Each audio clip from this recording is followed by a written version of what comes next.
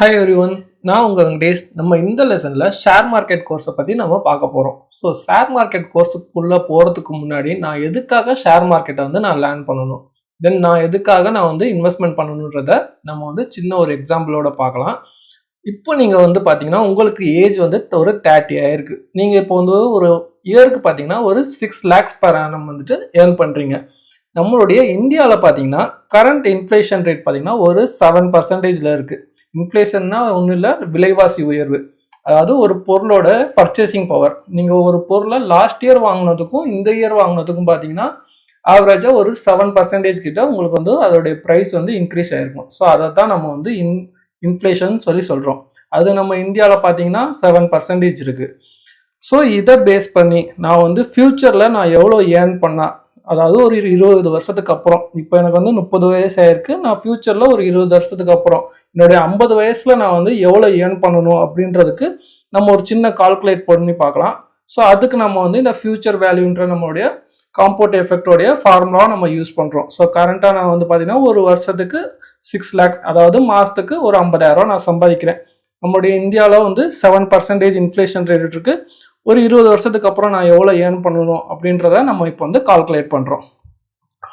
என்னுடைய 50வது வயசில் பார்த்தீங்கன்னா நான் ஃபியூச்சர் வேல்யூ பார்த்தீங்கன்னா ஒரு 23 lakhs per annum ஏர்ன் பண்ணால் மட்டும்தான் என்னால் என்னுடைய ஃபேமிலியை இப்போ இருக்கிற மாதிரியே என்னால் ஸ்மூத்தாக கொண்டு போக முடியும். ஸோ இந்த 23 லட்சம் நான் 50 வயசில் நான் ஏர்ன் பண்ணுறேன். பட் எனக்கு என்னுடைய 50 வயசில் பார்த்தீங்கன்னா எனக்கு ஆப்வியஸாக ஜாப் இருக்கலாம், இல்லாமலும் போகலாம், இல்லை ஹெல்த் ரிலேட்டடாக நமக்கு ஏதாச்சும் இஷ்யூஸ் இருக்கலாம். ஸோ அதனால் நான் கண்டிப்பாக என்னால் ஒரு இயருக்கு 23 லட்சம் என்னால் ஏர்ன் பண்ண முடியுமான்றது ஒரு டவுட் தான்.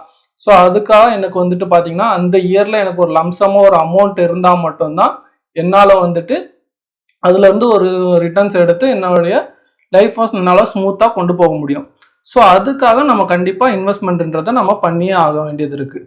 ஸோ அதில் நம்ம எதுலெல்லாம் இன்வெஸ்ட் பண்ணலாம்? ஃபர்ஸ்ட் ஆப்வியஸாக பார்த்தீங்கன்னா கோல்டு நம்ம எதுக்காக இன்வெஸ்ட் பண்ணுறோன்னு பார்த்தீங்கன்னா அது ஒரு எமர்ஜென்சி ஃபண்டாக நம்ம யூட்டிலைஸ் பண்ணிக்கலாம்.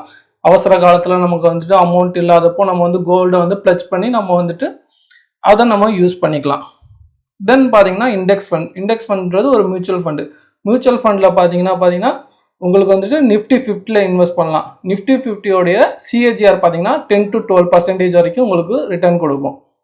தென் பார்த்தீங்கன்னா ஈக்விட்டி ஷேர்ஸில் நீங்கள் இன்வெஸ்ட் பண்ணலாம். நல்ல ஒரு கம்பெனியோடைய ஈக்விட்டி ஷேர்ஸில் நீங்கள் இன்வெஸ்ட் பண்ணிக்கலாம். தென் பாண்ட்ஸில் இன்வெஸ்ட் பண்ணலாம். தென் ஃபைனலாக நமக்குன்னு ஒரு நிலம் வேணும், நமக்குன்னு ஒரு வீடு வேணும். ஸோ நம்ம ரியல் எஸ்டேட்லேயும் நம்ம இன்வெஸ்ட் பண்ணிக்கலாம். ஸோ இந்த மாதிரி நான் எல்லாத்துலேயும் நான் இன்வெஸ்ட் பண்ணி வச்சுருக்கேன். நான் இன்வெஸ்ட் பண்ணதுலேருந்து எனக்கு ஒரு 8% ஒரு ரிட்டர்ன் வருது.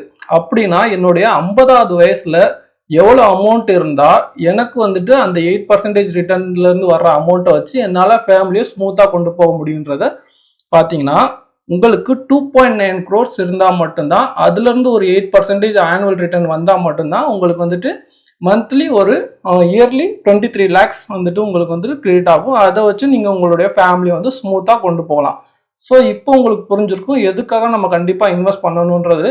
எதுக்குன்னு பார்த்தீங்கன்னா நீங்கள் ஒரு 80 வயசு வரைக்கும் கண்டிப்பாக இருப்பீங்க. ஸோ உங்களுடைய 50 வயசுலேருந்து 80 வயசு வரைக்கும் அந்த 30 வருஷத்துக்கு உங்களுடைய ரிட்டைர்மெண்ட் பிளானிங்கை நீங்கள் பண்ணால் மட்டும்தான் உங்களால் உங்களோட லைஃப்பை ஸ்மூத்தாக கொண்டு போக முடியும்.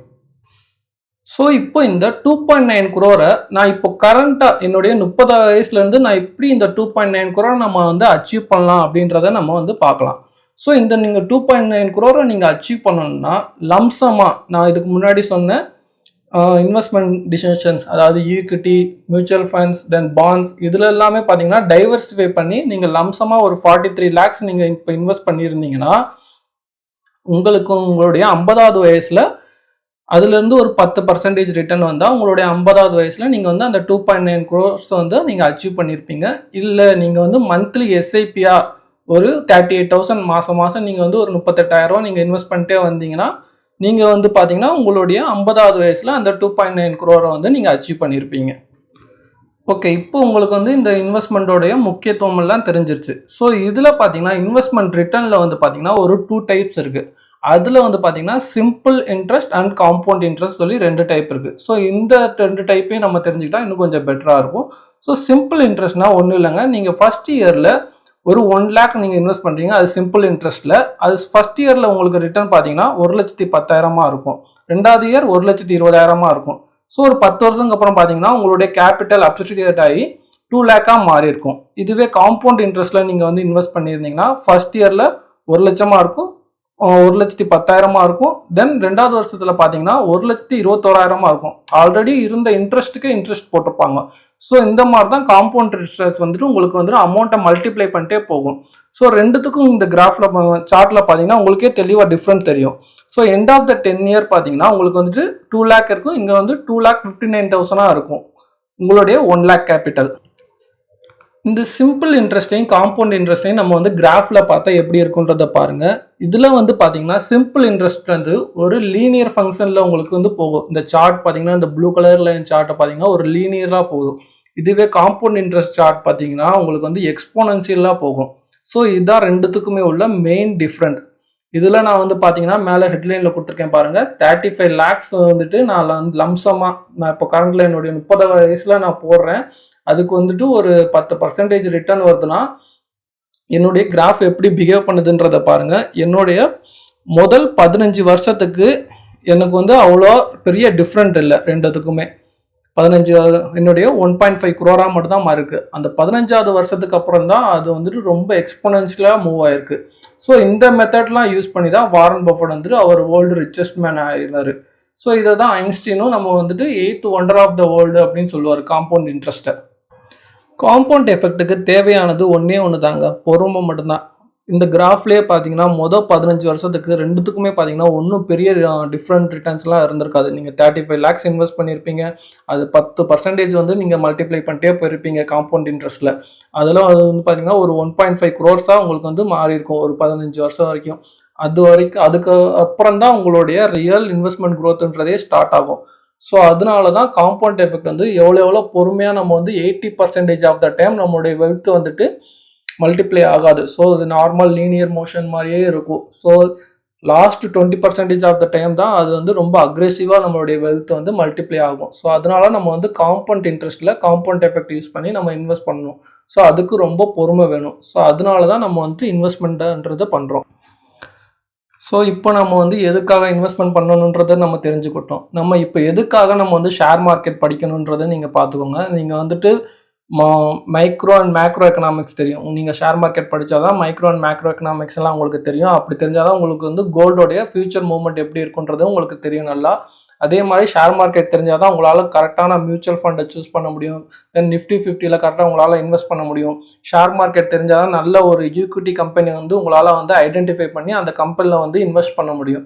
தென் ஃபைனலாக பார்த்தீங்கன்னா ஒரு நல்ல கம்பெனியை நீங்கள் வந்து ஐடென்டிஃபை பண்ணால் மட்டும்தான் அந்த கம்பெனியோட பாண்டை உங்களால் வாங்கி உங்களை இன்வெஸ்ட் பண்ண முடியும். ஸோ இந்த லெசனில் உங்களுக்கு வந்து எதுக்காக நம்ம இன்வெஸ்ட்மெண்ட் பண்ணணும், நம்ம எதுக்காக ஷேர் மார்க்கெட் லேர்ன் பண்ணணுன்ற ஒரு ஐடியா கிடச்சிருக்குன்னு நம்புகிறேன். ஸோ ஃபுல்லாக இந்த வீடியோ பார்த்ததுக்கு ரொம்ப நன்றி ஃப்ரெண்ட்ஸ். உங்களுக்கு இந்த டாக்குமெண்ட்டோடைய PDF காப்பி வேணுன்னா நான் டிஸ்கிரிப்ஷனில் லிங்க்கு கொடுத்துருக்கேன், வேணுன்னா டவுன்லோட் பண்ணிக்கோங்க. அதோட ப்ரைஸ் பார்த்தீங்கன்னா 10 to 15 rupees தான் ஆகும். நீங்கள் எனக்கு ஒரு காஃபி வாங்கி கொடுக்குற மாதிரி தான். தேங்க்யூ ஃபார் வாட்சிங் கைஸ். இந்த வீடியோ மற்றவங்களுக்கு யாராவது ஷேர் பண்ணுங்கள், யூஸ்ஃபுல்லாக இருக்கும் எல்லாருக்கும். ஸோ நம்ம கண்டினியூஸாக நம்ம வந்து ஷேர் மார்க்கெட்டில் லேர்ன் பண்ணலாம். அதை தவிர்த்து நம்ம இன்னும் மியூச்சுவல் ஃபண்டு, பாண்ட்ஸ் எல்லாத்தையும் நம்ம வந்துட்டு ஒரு லெசனாக நம்ம லேர்ன் பண்ணலாம். Thank you guys, bye guys.